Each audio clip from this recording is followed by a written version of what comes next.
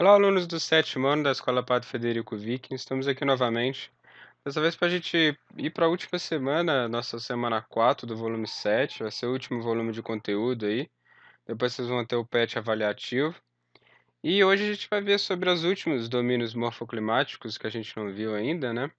Que é o domínio das araucárias. Vou mostrar lá no mapinha para vocês, tá? Espera um instantinho. Aqui. É o domínio das araucárias, que fica nessa região aqui, região de grande altitude, tá? De um relevo bem, de uma altitude elevada, certo? Relativamente elevada.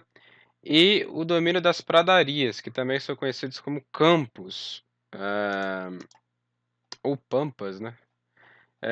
Que ambos ficam na região sul do Brasil e é uma vegetação que é bem característica de clima mais frio, do clima subtropical que existe no sul do país, tá? Fui na página errada, agora sim, tá?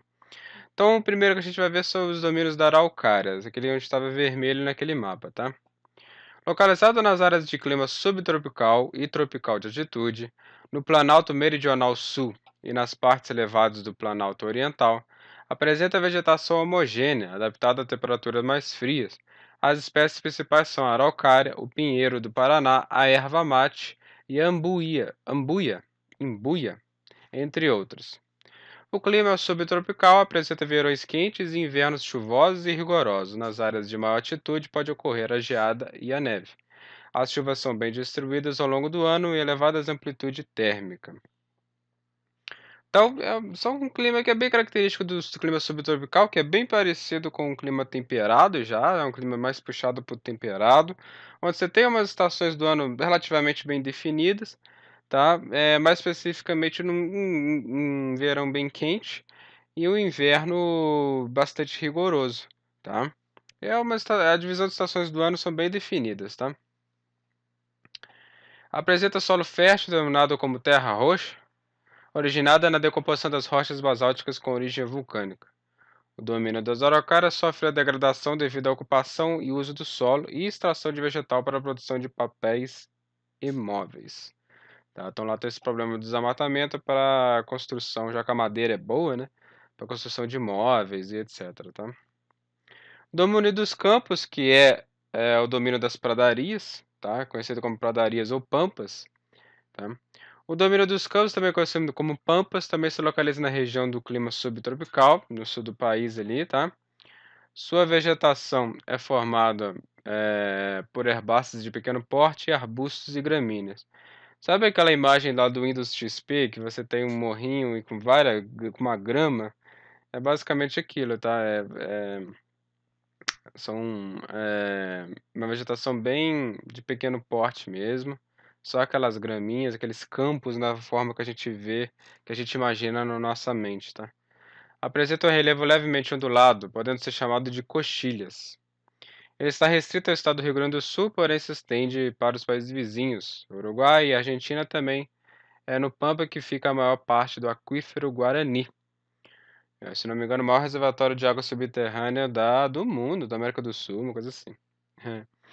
O domínio dos campos é muito utilizado para a pecuária extensiva, que contribui para a arenização, processo onde é formado imensos bancos de areia devido à perda da vegetação. Esse processo pode ocorrer de forma natural ou através de práticas intensas sobre o solo. Então aqui a gente tem uma imagem dos campos, né? Aquele campo que a gente imagina na nossa mente, sabe? Aquele morrinho cheio de grama, é bem aquilo, tá? Ele é muito utilizado para agropecuária, para criação de boi, de vaca, etc. Então, a pecuária, quando ela vai passando, ela vai gastando o solo, sabe? E vai arenizando, que a gente chama, né? Vamos construindo imensos blocos, bancos de areia, né? Porque a vegetação ela vai sendo retirada pela pecuária, tá? Pelos boi e pelas vacas. Ele também fala, por último, das áreas de transição, né? Que é aquelas áreas em amarelo lá do mapa, lá de cima. Vou mostrar para vocês aqui, ó. Vamos fazer uma recapitulação. Primeiro que a gente viu foi sobre equatorial, né, o amazônico, caatinga, certo? Depois, na segunda aula, primeiro a gente fez uma introdução sobre domínios morfoclimáticos, depois foi equatorial e caatinga. Depois, na última aula, foi Cerrado e Mares de Morro. Agora a gente está vendo Araucária e Pradaria, que é os campos, né? Ou os pampas. E agora a gente está vendo sobre essa área em amarelo bem claro, que são as áreas de transição, que são áreas onde se misturam uma vegetação de duas áreas diferentes, certo? São áreas de transição, de fato, de um para o outro.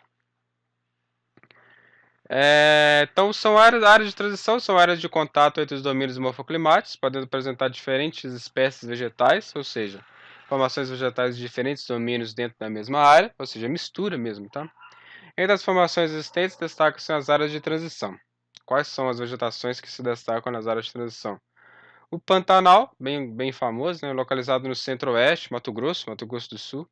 Brasileiro, apresenta terrenos de planície, sazonalmente inundados. São encontrados diferentes tipos de vegetações. O clima é quente e úmido no verão e seco no inverno. Né? Seco no inverno e úmido no verão. A principal atividade econômica é a pecuária. Mata dos Cocais, localizado na sub-região Nordeste, denomina Meio Norte, ocupa diferentes faixas climáticas, com clima equatorial, tropical e semiárido. A Mata dos Cocais está sempre entre a floresta amazônica e a Caatinga. A vegetação apresenta grande importância para a população local, pois é utilizada para artesanato, para cosméticos e alimentação. Todas essas áreas elas são de transição mesmo, sabe? Áreas que misturam determinados dois diferentes domínios. E tem as vegetações litorâneas, que é responsável pela transição dos aspectos naturais marinhos e terrestres. Destaque para os mangues e restingas.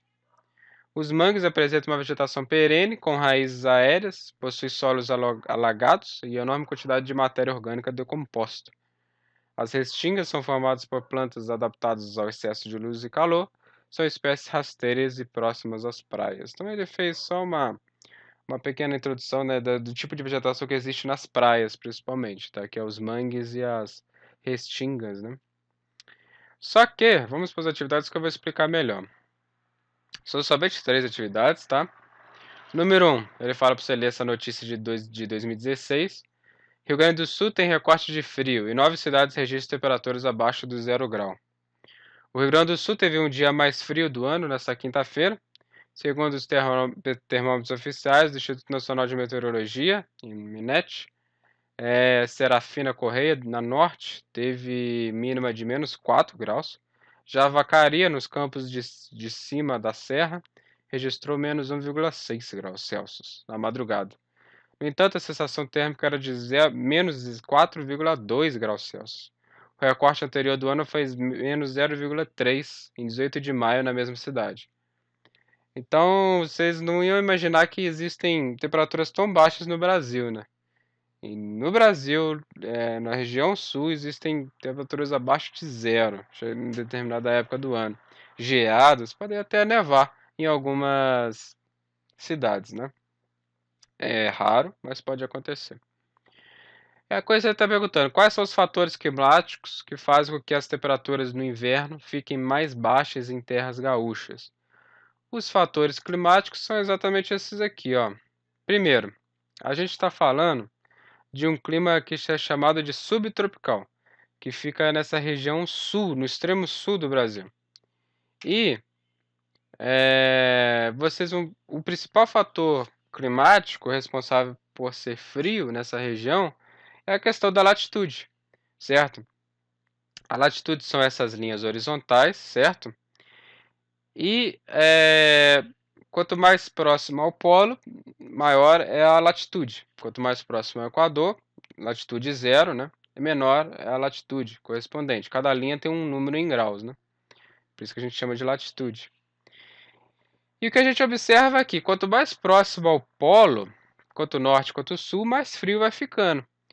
E o extremo sul brasileiro, ele é o local onde mais se aproxima do Polo Sul, né, no caso, né? Então isso faz com que ele tenha um clima bem próximo, com um clima temperado, por exemplo. Fazendo com que no inverno, com as chegadas das frentes frias e tudo mais, vindas exatamente dos Polos Sul, dos ventos vindo do Polo Sul, faz com que essas regiões sejam extremamente frias. certo? Então, o principal fator climático que faz dessa região subtropical, esse clima subtropical, uma região bem fria, é a latitude mesmo, né? Que está no extremo sul brasileiro, tá? Número 2, situado na região sul do Brasil, os Campos Sulinos, ou Pampas, ou Pradarias, é o único bioma brasileiro restrito apenas a uma unidade da Federação, o estado do Rio Grande do Sul. Dessa forma, caracteriza o relevo encontrado no domínio dos campos. O relevo ele fala exatamente aqui, ó, campos, nessa parte aqui, ó. Aqui, ó. Apresenta o relevo levemente ondulado, podendo ser chamado de coxilhas. Basicamente isso, tá? Só escreve isso para mim que tá tranquilo, beleza? São relevo poucos ondulados, certo? Pequenos morros, né? Bem tranquilo. E número 3, observa a imagem e explica como ocorre o processo de arenização do solo dos pampas. Tem a ver com aquele negócio que eu falei do agronegócio, né? Questão da pecuária, que está nesse último parágrafo aqui. Que ele explica bem essa questão de como a pecuária, os boi, as vacas, influencia, vai destruindo a vegetação, né, com as pisadas, né, e tudo mais, vai arenizando o solo, né? Vai tirando a vegetação e construindo grandes blocos de areia, tá? Então é isso, são só 3 perguntas, bem tranquilinho, tá? Espero que vocês tenham gostado. E acaba na página, vamos voltar ali, 62 e começa na página 59, mais especificamente na 60, tá? Quando começa os textos aqui. É isso, espero que vocês tenham gostado e até a próxima aula.